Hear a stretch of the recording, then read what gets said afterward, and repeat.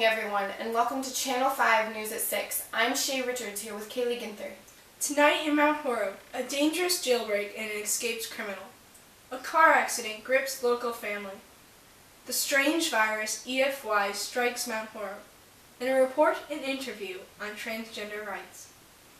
This morning around 9:40, inmate James Allo, a 35-year-old, 6'2" Caucasian male, escaped from the correction center by severely assaulting a guard and stealing his keys. He then proceeded to steal his clothes and then walked out the front entrance. The guard was found around 10 a.m. and was sent directly to emergency care. So far, no others have been found with any harm. He has been suspected of going west towards Mount Horeb, and he is to be considered armed and dangerous. James was originally imprisoned at 20 years old due to an attack on his neighbor and the neighbor's family. James planted a bomb in his neighbor's basement and attempted to blow up the house, but James was caught in the act and quickly taken to jail, where he spent 5 years behind bars. Once released, he led a shootout at the West Town Mall in Madison, which ended in 3 deaths and 25 injuries. He was compounded under a life sentence with no chance of parole.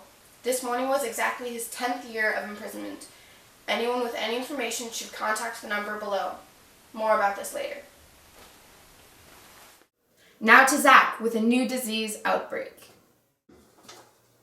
Hello, my name is Zachary Gearhart, and I'm here to inform you about the recent outbreak in Mount Horeb. The new illness is called EFY. It is highly contagious and could easily ruin your month. There have been at least 20 reported cases of EFY. The problem with EFY is that you stay sick for longer periods of time than your run-of-the-mill cold. In fact, at least 25% of the 20 reported cases have been sick for at least 4 weeks. The symptoms of this outbreak are severe coughing and a runny nose.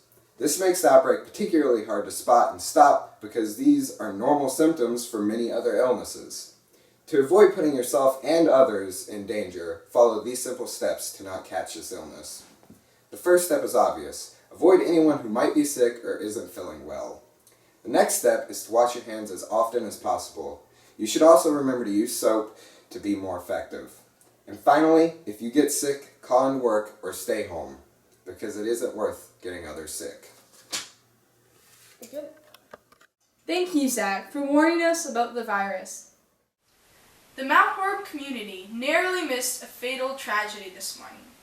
The McNeil family left their home during the early morning to visit some relatives in Chicago for the upcoming holidays. Unfortunately, a driver ran a stop sign and hit the side of the family's car as it was backing out of the driveway. The driver sustained several injuries, but the family is miraculously unharmed. The same cannot be said for both of the vehicles involved in the accident. This is not the only incident that has raised concern among the Mount Horeb Police Department. There's an average of 5 vehicular accidents a week in Mount Horeb alone.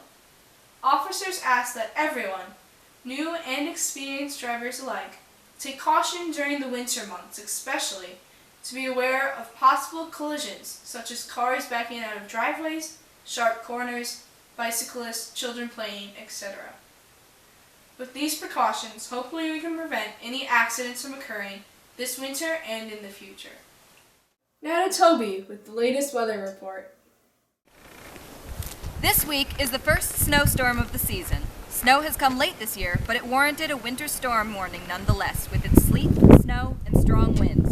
There have been 3 reports of cars running off the road, and everyone is wondering, why is this happening, and how can we keep ourselves safe? There have been a few explanations to the strange warm weather we've been having. One is, of course, the ever-present threat of global warming. This would, of course, explain many of the strange weather patterns that have been occurring.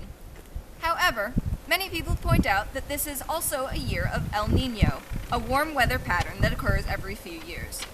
This would also give an explanation to the fact that while there have been record-breaking highs, it has not broken all the records, indicating perhaps a more temporary warm period. However, it does appear that winter has finally started, and one should know how to keep themselves safe. So up next, a winter safety segment with Shay and myself. With winter on its way, it's a good idea to be prepared. You never know when you could be caught in a bad situation, and being unprepared in the winter can be detrimental to your health and your safety. Follow these tips to stay safe this winter. Always keep warm clothes and a spare blanket in your car in case your heat stops working or your car breaks down. Keep a flashlight in the car in case your battery runs out or just in order to locate other objects in the dark.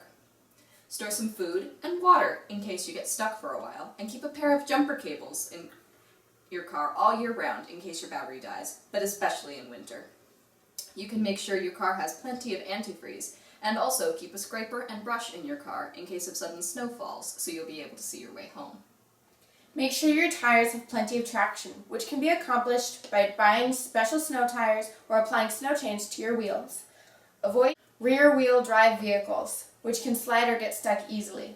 If you can, stick to four-wheel drive vehicles.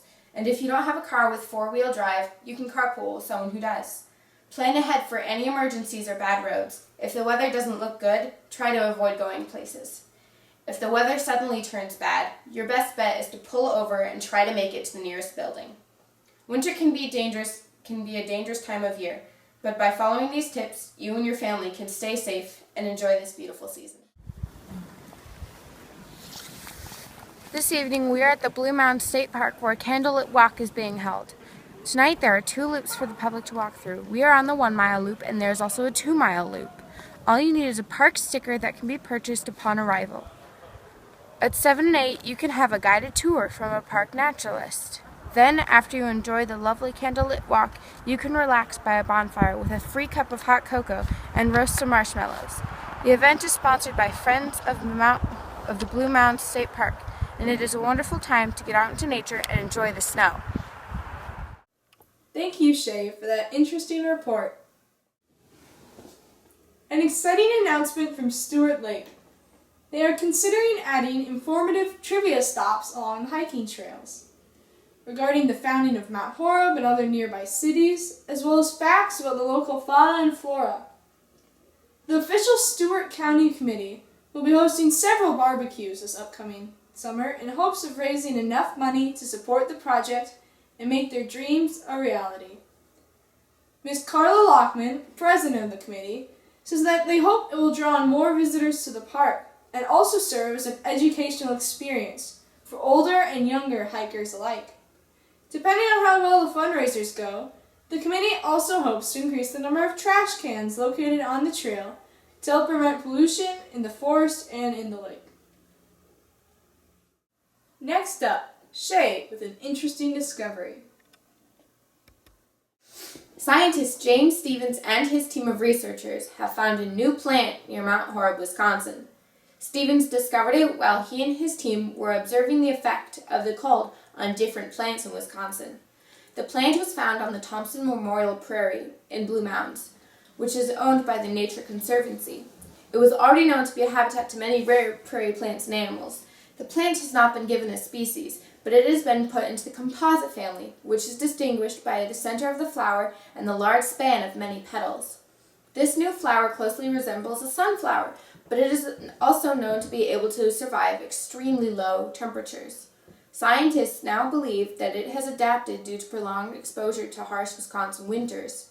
It has been deemed extremely rare, and the Rayback Association is working to pass several laws to protect the flower and raise funds to allow scientists to observe this new species further.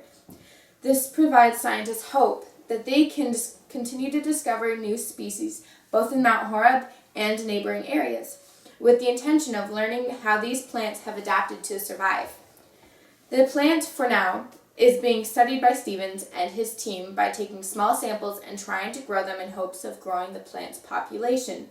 The scientists are holding off giving the plant a name until they have more information about its genus and species, as well as any distinguishing characteristics they may find.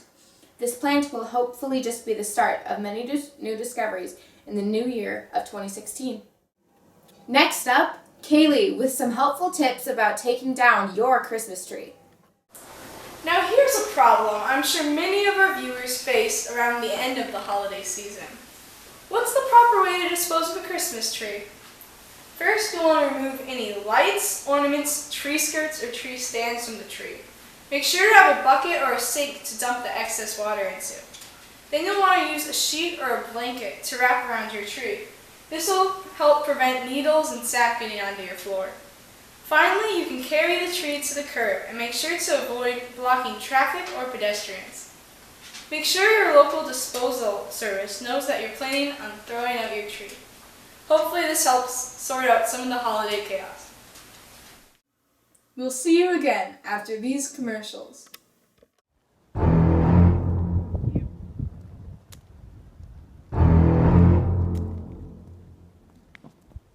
There's been some suspicious meowing around these parts. No, child, don't go! You can't control me, Mom!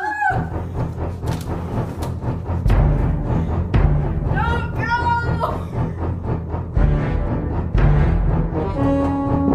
I remember the legends. The curse.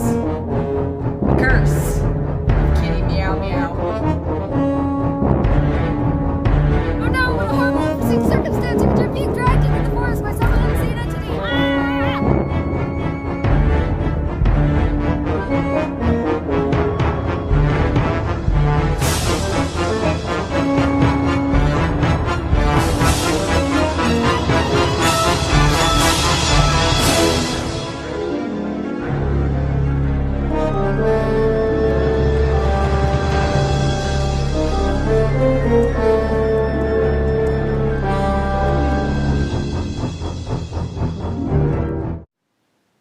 Paper cuts are common but serious injuries that can cause mild discomfort, annoyance, and very brief instances of pain if dabbed with rubbing alcohol. If you're tired of using bandages or of waiting a day or so for your paper cut to heal, then ask your doctor about the prescription drug neoglycerin, or as we like to call it, Paper Cut No More. Paper Cut No More works instantly to heal paper cuts in no less than 5 days. Take 3 pills every 2 hours for 5 days, and your paper cut will be no more. While taking Paper Cut No More, don't operate heavy machinery, drive, make life-changing decisions, be in direct sunlight, eat, drink, think, smile, or contact your loved ones. Side effects include unexplained weight loss, fever, fatigue, itching, excessive hair growth, constipation, diarrhea, sores that do not heal, indigestion, inability to swallow, nagging coughs, headaches, back pain, nausea, and unexplained weight gain. Other side effects include stomach pains, eyelid twitches, depression, blood thinning, loss of one of your 5 senses, loss of all of your senses, amnesia, sudden desire to kill kittens, or people, or both, and an incredibly slow and painful death. People who are young, old, or need to breathe should not take Paper Cut No More. If you experience swollen, bloody, itchy, boil-covered skin, or death as a result of using Paper Cut No More, call our customer service if you wish to cancel your monthly subscription. End your battle against paper cuts today and begin your brighter tomorrow with Paper Cut No More.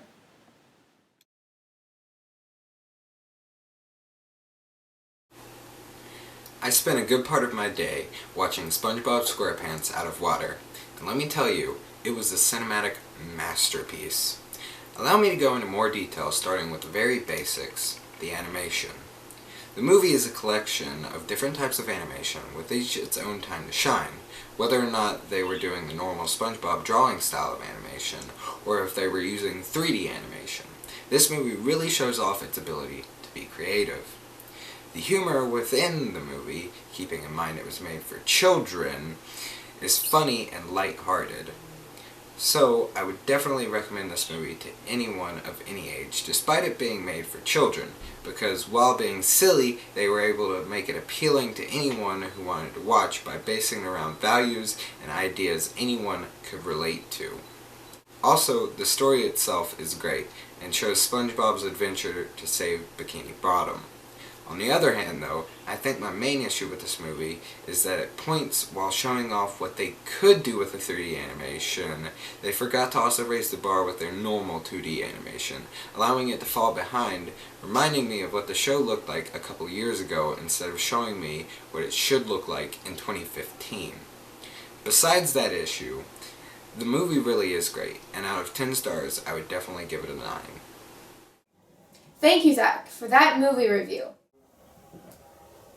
Last night, we lost famous singer, songwriter, instrumentalist, and actor David Bowie. Bowie had been suffering from liver cancer for about 18 months, and had even suffered 6 heart attacks in the years leading up to his sudden death. Just 2 days before he died, Bowie released his new album, Black Star. Bowie had always been considered an alien from outer space, because Bowie had his own way of writing music that was different and interesting. His producer, Tony Visconti, said, "He always did what he wanted to do, and he wanted to do it his way, and he wanted to do it the best way. His death was no different from his life, a work of art. He made Black Star for us, his parting gift. I knew for a year this is the way it would be. I wasn't, however, prepared for it. He was an extraordinary man, full of love and life." And no one could have said it better. David Bowie had made an impact in many of our lives, and we will all miss him greatly. In memory of his life, many channels have been and will be playing TV specials for him. This man has touched the hearts of many, and will continue to inspire the hearts of many others, even though he is no longer here with us. Last month, we had a contest on the best original poem. We had over 500 entries, but only one winner. The winning poem was written by George Byron. He is a 17-year-old in high school. Byron wrote the following poem for a woman he deeply admires. It's named She Walks in Beauty. She walks in beauty like the night, of cloudless climes and starry skies, and all that's best of dark and bright meet in her aspect and her eyes. Thus mellowed to that tender light which heaven to gaudy day denies. One shade the more, one shade the less, had half impaired the nameless grace, which waves in every raven tress, or softly lightens o'er her face, where thoughts serenely sweet express how pure, how dear their dwelling place. And on that cheek, and o'er that brow, so soft, calm, yet eloquent, the smiles that win, the tints that glow, but tell of days in goodness spent, a mind at peace with all below, a heart whose love is innocent. Congratulations, George, and thank you for those beautiful words. One of the most dominating reasons that being in high school is so hard is because of the teenagers' lack of sleep. Most teenagers get about 7 hours of sleep. That's a whole 2 hours less than needed for a teenager to function at their best. Teenagers struggle to get enough sleep for many reasons, one of them being the shift in their brain schedule. Their brains move ahead a couple of hours, making them want to go to bed later and get up later. The problem is that when they have to stay in the same routine as everyone else, it feels like they are behind. Sleep can dramatically affect teenagers' ability to function, so getting enough sleep is crucial to doing your best each and every day. Over the past few weeks, there has been an ongoing art show on the weekends. There were submissions from high school students in a number of different categories, which included sculpture, ceramics, painting, drawing, photography, and mixed media. The art show goers were allowed to vote on which art pieces they thought should win the Best of categories. There were first, second, and third place winners for each category, and a Best of Show piece as well. This honor was granted to freshman Leah Witt, who won high positions in various other categories as well. There were also honorable mentions, pieces that did not win, but were still considered good enough to garner attention. Congratulations to everyone who won, and congratulations to those who didn't. Around finals, students should keep these test-taking tips in mind. The first one is to make sure you get plenty of sleep and a good breakfast so you have plenty of energy for the day ahead of you. You should also study the night before instead of cramming in the morning. Next, don't worry so much about it. If you're constantly worrying about it, you'll end up psyching yourself out and getting questions wrong. Also, if you come to a question you don't fully understand, just skip it for now and come back to it later. You don't want to stay on one question, then get no other ones done. You should also read all the questions first thing in case there are any answers to other questions. Also, follow your gut. Your first instinct is generally correct. Follow these tips, and good luck on your finals. Thank you, Zach, for those helpful test-taking strategies. The Mount Horeb Annual Gingerbread Contest was held once again in the District 1 schoolhouse on 110 North 2nd Street near the Water Tower. Entries were accepted from various age groups and were turned in during early December. The gingerbread houses were separated into 3 groups: children, teenagers, and adults. The committee opened its doors to the public to help choose the first, second, and third place winners in each age group. Winners received a cash prize and a ribbon. There was also a raffle, cider, and free donuts to anyone who came and voted. If you didn't have the opportunity to come and support both new and expert cooks alike, try and drop by next year and see our community's amazing creations. Today I will be teaching you how to make potato chip cookies. These are all the supplies you will need. You will need a bag of some type of potato chip, a 1 cup measuring cup, a bag of chocolate chips, a bag of butterscotch chips, a spoon, a bowl, a plastic baggie, and some aluminum foil. Step 1 is to wash your hands. Then measure out a single cup of chocolate chips, then put it in your bowl. Then measure out another cup of butterscotch chips and put those in your bowl. The next step is to put this bowl of a mixture of chocolate chips and butterscotch chips into a microwave for just long enough to melt them. Every microwave is different, so choose this time based on your own microwave. After the chocolate chips have melted a bit, you will want to stir all the big chunks out. Once you've done that, it will look something like this. The next step is to take your potato chips and put them into a plastic baggie, then crush them up, then put the crushed potato chips into your chocolate mix. Once you have finished mixing the potato chips into your chocolate, you'll want to take spoonfuls of this mixture, then put it onto aluminum foil, then let it cool. Once you have put them on the aluminum foil, you'll want to let them cool and solidify, and once they've done that, you can eat them, and that is how you make potato chip cookies. In other news, a house fire broke out at around 4:30 a.m. yesterday morning in the small country home of the Hans. Everyone escaped practically unharmed, mostly due to the fact that the family has been diligent with testing and maintaining the smoke detectors in their home. After alerting the authorities, the crews on site quickly extinguished the flames and made sure no one was injured or had suffered from any type of smoke inhalation. A preliminary report by the Mount Horeb Fire Department states that, although the exact source of the fire has not yet been identified, we can say with certainty that the kitchen has sustained the majority of the fire damage and is most likely the source of the fire. Authorities will continue to investigate the matter further in the upcoming months, but we have received a statement released by the family saying, "We are just thankful that everyone is safe and relatively happy. We have received overwhelming support from the community and we truly appreciate it. Although it will be a few months before things come back to normal, we know that we have friends and family to depend on." The fire department asks that everyone take caution to avoid overwhelming power outlets, leaving candles or other open flames out overnight, avoid leaving lint in the dryer, and avoid leaving blankets near space or portable heaters, as they are the most common sources of preventable fires during the winter months. Stay safe, everyone. Breaking news. The escaped criminal, 35-year-old James Allo, has been recaptured by local authorities. Due to tips provided by the public, his latest location led to his arrest in Mount Horeb Quick Trip at around 1 p.m. It appears as though he was attempting to purchase some food at the front counter when officers tackled and arrested him.